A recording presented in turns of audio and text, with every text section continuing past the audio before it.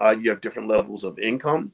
You have different levels of, or you have different ages. That's another factor. A younger person can take more risks than an older person.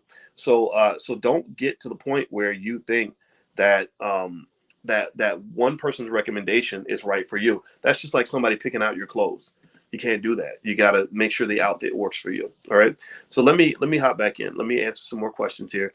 Jan says, Grand Rising, Dr. Boyce, just want to apologize in advance on account of now I won't be able to actually attend class because I work at nights. I will watch the replay. Oh, there's no reason to apologize, Jan. What you can do, Jan, is just know that when the Black Belt Bootcamp starts, that material is yours for life. Like you can you own it forever. It's yours. You can share it with your family if you want to, and literally, and all we ask is that you don't like go put everything out on the internet or something. That kind of undermines the integrity of what we're doing. But generally speaking, though, if you want to share it with family or whatever, like a Netflix subscription, you're welcome to do that. Marcus Berry, I'm sorry. How would you recommend diversifying a federal thrift savings plan retirement account for a 43-year-old? I would say, the federal thrift savings plan. I believe that those are similar to 401ks. And so a federal thrift savings plan is not a bad investment. I think the main difference between that and a 401k is that you have to be a government employee. And so, I wouldn't necessarily feel like your money's in a bad place. I would just make sure you're getting some risk. Remember, risk in your portfolio is good for you. A lot of people think risk is bad. Risk is not bad. Risk is good because if you have no risk, you make no money. You know how they say scared money don't make money? Well, that's true. If you take no risk, then you will gain nothing. It's like if I'm scared to ask a girl out on a date, then I'll never have a girlfriend, right? So you can't run away from risk all the time.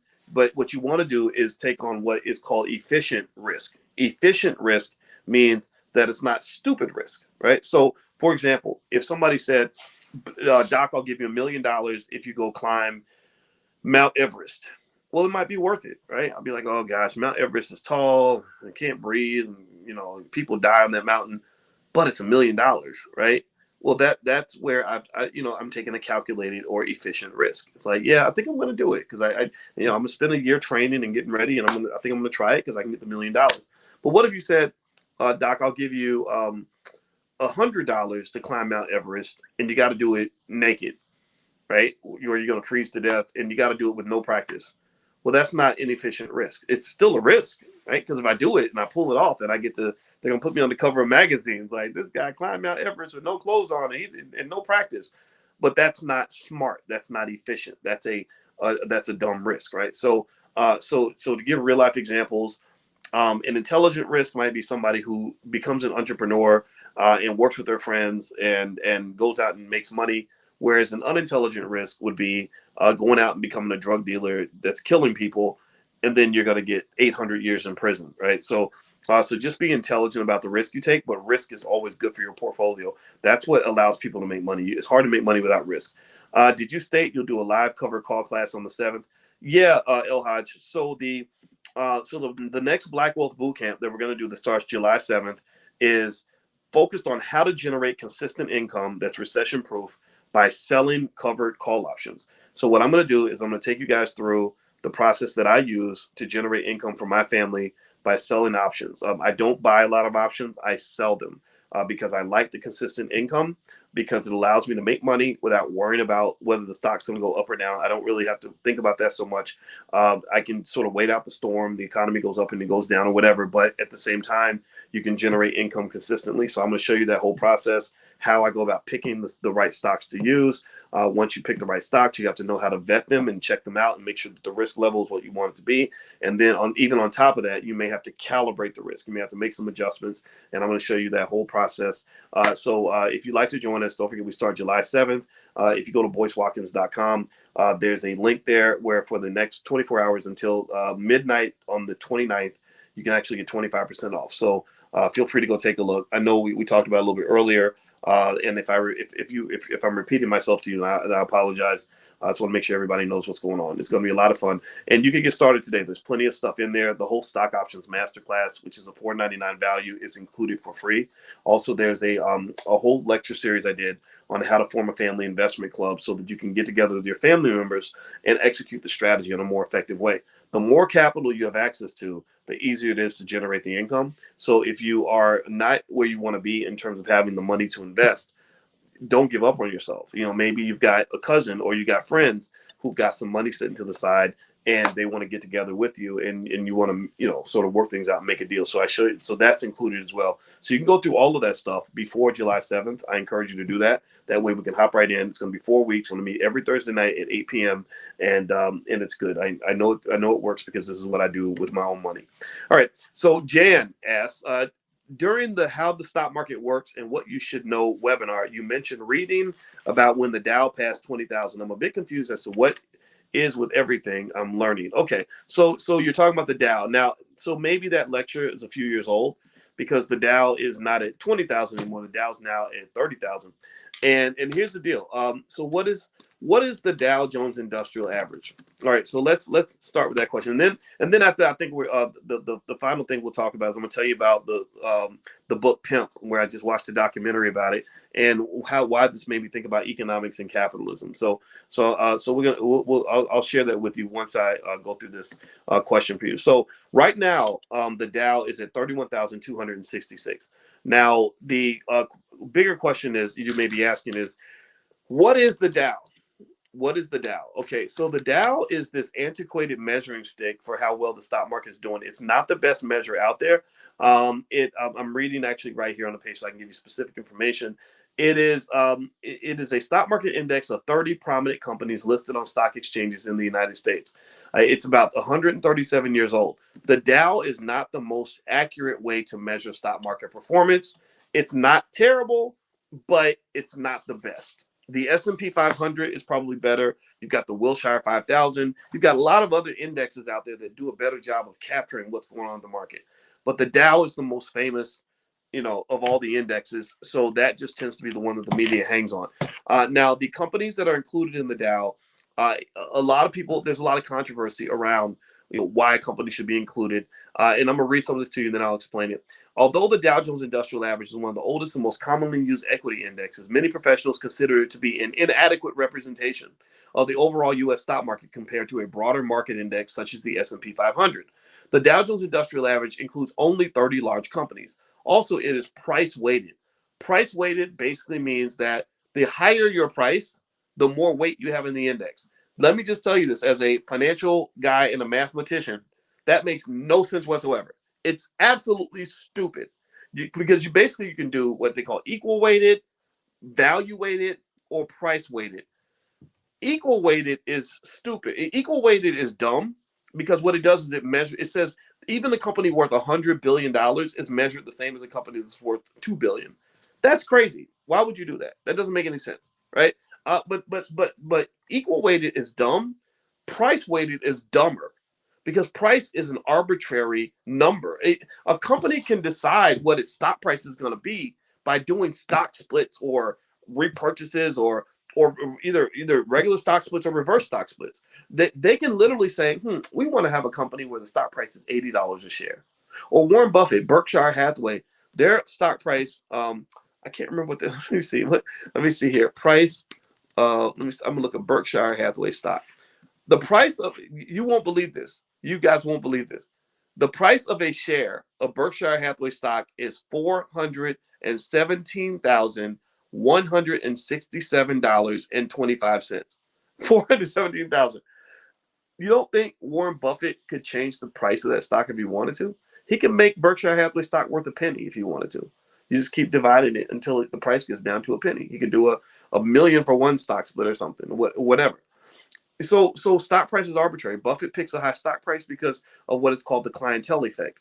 He doesn't want to do business with everybody. He doesn't want everybody in his company.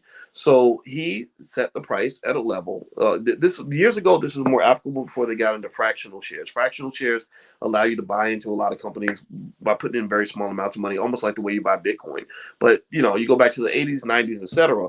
If you couldn't buy at least one share, you could not be involved in the company. So Buffett always artificially boosted his stock price to an insanely high level so that nobody could actually buy shares of Berkshire Hathaway, they're at least their A stock, right? So because they got Class A and then they got Class B. Class B is basically lower class. It's like those ships, like the Titanic, where they have the rich people at the top and the poor people at the bottom, or like an airline where they have first class and coach.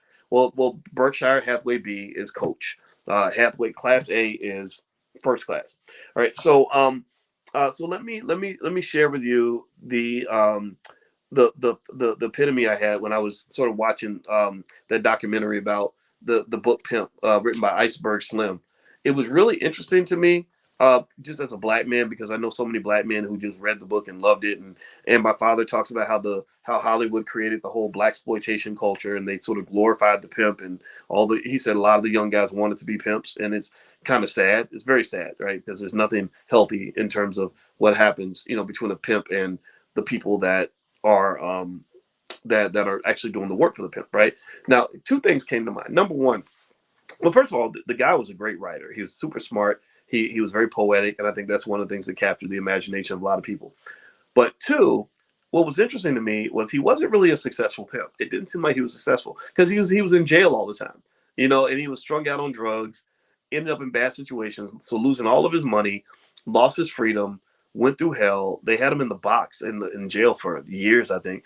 And it was he wrote the book after he got out of the profession, after he said, I'm leaving the street life behind because it's not working for me. It's just it's terrible, blah blah blah. So I thought that was interesting, right? So it's not like he was just this guy that was legendarily good at what he did. He was good at writing a book about what he did back in his 20s, but he was actually my age, 51, when he started writing at all. That was the other that's just a little tidbit, which is interesting because it just kind of tells you, don't just get so caught up in, because somebody sounds good when they talk about something, that doesn't mean that they actually were good at what they talk about. Like relationship guru, I see relationship gurus online that sound good when they talk about relationships, but if you look at their actual relationships, they got 3, 4 divorces and all kinds of chaos, right? So make sure you know the difference between the two. But the other thing that was interesting, last piece that really got to me, was when he was talking about the rules of pimping. He did a really good job of expressing just the psychological process of one human being controlling another or controlling a group of people. That to me is capitalism all over. Like that's literally to me just a description of American capitalism in so many different ways. All right, so many different ways of being pimped. The NCAA, to compare, like um, he talked about sort of how you had to inflict punishment to make sure that they followed your rules. How you basically who you targeted, right? You target people that are vulnerable. You target people that are uneducated. You target people that have low self-esteem. You target people that have nowhere to go. He talked about how he presented himself. He said, "I was always immaculate. I was always clean, and I always every day would say something that would capture the imagination of the women that worked for me, so they would just be in a trance, right? And I would get them hooked on drugs so that they needed me for the drugs. I mean, just this whole process, right?" And I said, this is so interesting because this is exactly what they do to you in a capitalist society. They pimp you. They really pimp you. There is I'm thinking specifically about the NCAA, but I won't talk about that because I don't want to get too confused off the topic here. But if you really look at this, in terms of who capitalism exploits the most, well, they tend to exploit people that have the least amount of education, integration, black people trying to impress white people and to fit in. That is the ultimate form of pimping, because your self-esteem is so low that they're basically holding themselves up as gods to you, and they have all the money and all the power, and they punish you when you get out of line. You get a little bit too black on the job, you're going to get fired on your day off, right? So you are you're in the situation where, because you've been raised a certain way, starting with everything from a white Jesus to what you learned in school and all these other things, and learning about all these heroes in history that happen to be white. So they position themselves in this godlike capacity, and you're trying to get closer to God. So you're spending all your life trying to fit in into the system where you're doing all the work and somebody else is getting all the reward, right? Just like a pimp, right? Because the Iceberg Slim said his mother did not understand. She said, "How in the hell is it that they're doing all the work and you're getting all the money? That don't even make no sense." Well, look at capitalism. Look at capitalism. When you go work for a corporation and you're busting your butt, spending time away from your kids, working until you're old and gray and tired and dead, who's benefiting the most from your labor? It ain't you. It's not you. It's somebody else. So you're being pimped. They're doing an iceberg slim on you. How did you get pimped? What happened? Well, you were made to be vulnerable. Vulnerable young people can't get pimped. Like a young lady that's got plenty of money, plenty of self-esteem, plenty of confidence, plenty of people supporting her already. She can't get pimped. A pimp is not going to approach. He's not going to approach my daughters because my daughters have a family that's backing them. They're going to have wealth. They're going to have education. They're not good targets. So the way you get pimped in capitalism, in my view, is to be put in a situation where you are stripped of all of your self-esteem, all of your opportunities, and all of your resources. So you have nowhere to go other than the pimp. So you spend your time trying to get closer to white folks. So you go to college and you go $200,000 in debt. That right there is a huge vulnerability. You have no family wealth, no family inheritance because there was nobody who did a $5 a day investing plan for you to make sure that you were good financially by the time you became 20, 25. So you're broke. You're living paycheck to paycheck. Don't be ashamed of that. Most Americans are living paycheck to paycheck because the pimping system's big. The pimping is large. Um, Also, let's see what else. Oh, a lack of skill and knowledge and information. So the easiest people to hire as employees are people who don't know anything about making their own money, don't know anything about starting a business, don't know anything about investing. Right? That's why they don't teach that in school because they're preparing you for pimping. Right? So you get out here and you got this college degree in your hand, $250,000 in student loan debt, no knowledge in your brain on how to build independent wealth, no resources backing you in case you run into a financial problem. And then, and on top of that, you want to be white. So you are primed for pimping. So next thing you know, you're a black person who is in an unhealthy situation where you're being abused on a daily basis at a job where they have put you in a position where you have nowhere else to go. So when in the morning when somebody says, "Why don't you go find something that makes you happy?" You say, "I can't because I got to go to work."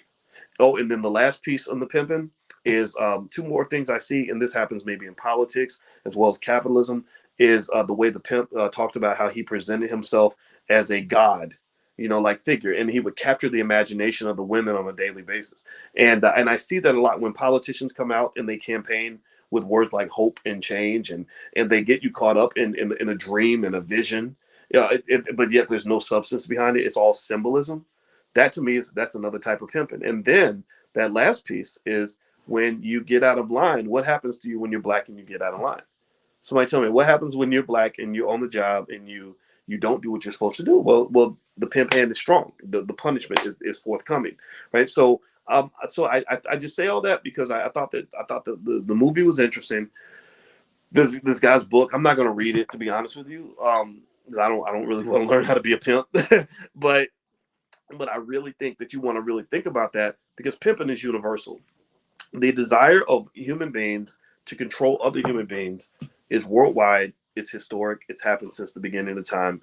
Don't let that happen to you, and don't let that happen to your kids. Prepare your kids to be strong economically, to be critical thinkers. They have to be able, in my view, they should be able to question everything and anything. Also, make sure that they are in a position where they have the knowledge and skill necessary to go out and make the moves they need to make to get out of any situation they get into. That's my 2 cents for today. I hope that this helps you. All right. So last piece. So what I'm gonna do real quick is I see you guys put some questions in the Q&A. I'm gonna answer these questions real quick, and then we'll be done for today. Maurice Harrell, what is the best IRA to build traditional wealth, or to build wealth, traditional or Roth? I would go with traditional first, and then go to Roth once your traditional is filled up. Roth, they have different tax layouts. The traditional basically allows you to defer your taxes till later. The Roth means you pay taxes now, but you don't pay taxes when you withdraw. I prefer the traditional to the Roth. So once you max out one, you can go for the other one. Lid says, Uncle Boyce, my friendly finance professor. I have 120 shares of GM. How do I protect myself from downsides with a put option? I would look for a put option that's safely out of the money. Maybe pick a day where GM stock has done really well, and then buy your puts on buy your puts on the sunny days. Meaning, buy your puts on the days when the stock has gone up, because there's probably going to be a reversal in the near future. The price is probably going to go down at some point because right now that's what you're dealing with. You're dealing with a roller coaster, kind of sideways sort of stock market. So when you have those green days where the prices go up, that's your time to go ahead and lock in your puts. And then when you have your dark days, maybe that's when you buy some calls or something, because those calls are going to be a little bit cheaper. But I don't buy calls, honestly. I told you guys, I buy puts to protect the downside. I'm not an investor that loves a lot of risk. I like consistency. I like to get my income. That's what we're focusing on in the next Black Oak Bootcamp on July 7th. And by the way, boycewatkins.com is where you can go if you still haven't signed up. So feel free to join. And there's the discount that lasts for another 24 hours. So feel free to go to boycewatkins.com. All right. So will you be autographing books at the conference? Yes, I will. I always autograph hundreds and hundreds of books. So I'm very happy to sign anything you want me to sign. Let's see. Shelia, is this class recorded to listen to later? Yes. If you log in at theblackstockmarketprogram.com, everything that we do in class is recorded and you can access it forever. And we have hundreds and hundreds of recorded classes by now. So you can log in. And I encourage you, if you have not gone through some of the old material, I encourage you to do it, because if you're enjoying this conversation today, just know there's hundreds of them. I do this a lot. This is like, I'm like a financial pastor or something, and this is the church, you know. So there's plenty of sermons, and I'm a believer in conversational learning anyway. I don't think learning has to require you to study all the time and take tests and all that stuff and go through all that stress. Just talking about things and being slowly integrated into that culture of economic intelligence is really how you get ahead. All right, let's see here. So thank you, Shirley, for your kind words. And you met Dr. Alicia in Chicago. Nice. I'll tell her you said hi. Absolutely. Let's see. Norman says, Dr. Boyce, would it be good to invest in hypersonic weapons? If so, what company? Norman, can you put that question in for next week? If you put log in at theblackstockmarketprogram.com. Hit that link to leave me a question. I will look up some hypersonic companies for you. I do not have any right offhand, but I can find some for you. Are there metaverse stocks? Asked Kim. Yes, there are metaverse stocks. One big metaverse company to invest in that you could invest in is Meta, Facebook, right? Meta's out there. They've made it clear that metaverse is really important for them. I think that they're going to figure it out. I think metaverse is going to be massive and huge. I'm excited about it. I'm going to actually at some point teach a class in the metaverse. I'm going to get my little avatar in there, invite you guys in. So me maybe we'll start looking into that. Maybe we can get an Oculus and we can all meet in a virtual world. It is awesome. It is awesome. It is awesome. I met my wife when I would travel, and me and my wife wanted to be together. You know what we did? We met in the metaverse and we went to see a movie together, and our little avatars were right next to. I had a little avatar with bald head and a goatee and glasses, and her avatar is like a little red bone, you know, with long hair. And we were just looking at each other, and I said, I feel like I'm right next to you. And she said, yeah, I feel the same way too. Well, really, I'm in my hotel in New York or something, and she's all the way in Chicago. And you know what we did? We paid a little bit of money. This is how they're monetizing the metaverse. We paid a little bit of money, like $3, and we watched the movie There Will Be Blood by Daniel, what's his face? I forget his name. Daniel Lewis, I think is his name. It was a good movie, by the way. And we sat and checked this out. So because the metaverse is expansive, we were able to pick where you watch the movie. So one minute I hit a button, we were watching it in the woods with a campfire around, and it was really peaceful and nice. And then I hit another button, we're watching the movie on Mars. We're sitting on Mars watching a movie that's projected up against, you know, the sky. And then the next minute I hit another button, we're on the side of a big, like almost like New York City skyscraper building, and we're on the balcony I'm sitting in a lawn chair, and we're watching the movie projected on the screen of the building next to it. It is so crazy. You know, why is it awesome? It seems weird to me. It does seem weird, but I encourage you just to try it. I really think if you try it and you let yourself like it, you'll love it. And if you don't like you're not gonna like everything about it. It's like the internet. You know, I don't like everything that happens on the internet, but everybody can kind of find their thing. Everybody has their little website, their little app that they like, their little place that they like to go to. You don't have to like everything though. One other example would be something I was going to tell you guys about that. I lost my thought, but the metaverse is going to be huge. That's my point. Oh, that's what I was going to say. There's an app called Wander that you can do on Oculus that will allow you to travel anywhere in the world and look around, and you feel like you're there. You can hit Tokyo, you'll be in the center of Tokyo. You can hit parts of Africa, you'll be in the middle, like the middle of the road, looking around, and then you can travel with your friends. So I took my wife to my childhood home by punching in the address, and I was showing her around. I was taking control of the thing, and I was taking her down the street, and I was like, yeah, see that building right there on the right? She's like, yeah. I said, that's the church I went to. She's like, oh, that's a little church. You know, it's super real. So just look into it. I think you're going to like it. And I think the metaverse is going to be big. And I think at some point, all of us will be working on the metaverse, just like we're doing stuff on social media. That's where the world is going. So metaverse stocks, are they good to invest in? Yeah. I think when you talk about investing for the future, I'm big on metaverse. I'm big on electric vehicles. I'm big on cannabis. Those are three key areas that I think are going to blow up in the next 10, 15 years. And there's going to be plenty of money being made in that space. So be patient. The money's coming. Remember this. It's 2022. I want you to process for a moment. Let's do a meditative moment, a financial meditation. And I want you to think about 2014. How many of you remember 2014 like it was yesterday? How many of y'all just kind of stunned that time goes by so fast? Give me a yes. Give me a yes if you look back at like 2014 and 2016, you're like, oh my God, I can't believe it's 2022. This is nuts. This is crazy. I do that.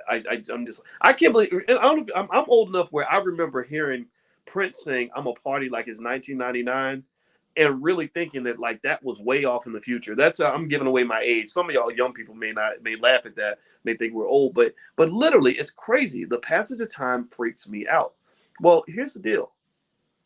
If we were having this conversation in 2014, 8 years ago, you know now that 2014 versus 2022 is not a big gap. It's going to happen just like that, right? So if we were having this conversation in 2014 and we were talking about making investments, and I simply said, look, just invest consistently, buy you some stocks, buy you some crypto, just hold it and just wait, just keep adding to it consistently. In 8 years, by the year 2022, you're going to be solid. You're going to be in great financial shape by doing something really basic. Just take the amount of money that you spend on fast food and going out to eat and going to the mall. And every time you go to the mall, put the same amount of money you just spent at the mall into your stock portfolio. Every time you go eat fast food, put the same amount that you bought the food with into your stock portfolio. Just do that, like a matching program for yourself. Do you know how much money you would have right now? Do you know how, like some of y'all would probably have $100,000 in your portfolios right now? Seriously, right? So, but the problem is the reason that I couldn't have this conversation, because if you go back, I was doing content like this back in 2014. I've been in this internet space for a while. The reason I couldn't do it in 2014 is because a lot of us, all of us, we lack the vision. We can't even see 8 years in the future. It was 2014 and we couldn't see 2022. Like 2022, oh, that's a long way. That's way out there, man. God, I'm gonna be 1,000 years old. No, you're gonna be the same person you were in 2014. You just might have a couple extra gray hairs in your head, but you're gonna be the same person. You're gonna be like, damn, I can't believe the last 8 years went by so fast. So now here's what I want you to do. This is my assignment for you right now. It's a spiritual, psychological assignment. I want you to internalize this. I want you to do the same exercise that I did for 2014 to 2022, and I want you to do it for 2022 to 2030. Right now, 2030 seems like another planet. 2030 seems like it's a million years in the future. But no, 2030 is to 2022 what 2022 is to 2014. And you now know in hindsight that it's going to go by just like that. So 2030 is coming. And the same strategy you would have applied in 2014 that would have put you in a great position right now in 2022. I want you to apply the same thing now that will put you in a great position in the year 2030. Wealth is won by people who can visualize the future. If you can practice visualizing the future and live in the future as if it's the present, then you will have all the money you want. You have all the opportunity you want because you will literally have gained your financial version of a third eye. You literally will have gained the vision necessary that to become a millionaire or to become really financially successful or to get ahead in all the opportunities or to get ahead of the curve. And almost every success I've ever had in my life came from the fact that I was able to visualize the future and I planted a million seeds so that when the future finally arrived, I was going to be already in a good position. Okay. So just take that with you and become a true investor. That's how. I don't want the world pimping you. I want you pimping the world in a good way. Don't be no real pimp. Don't be beating people up and stuff. But I want you to control your destiny. Got it? All right. So that's it. That's my 2 cents for today. By the way, if you still want to go and sign up for the boot camp that starts on July 7th, where we're going to cover how to generate income by writing covered call options, feel free to go to boycewatkins.com. That discount, that 25% off is available until midnight on the 29th.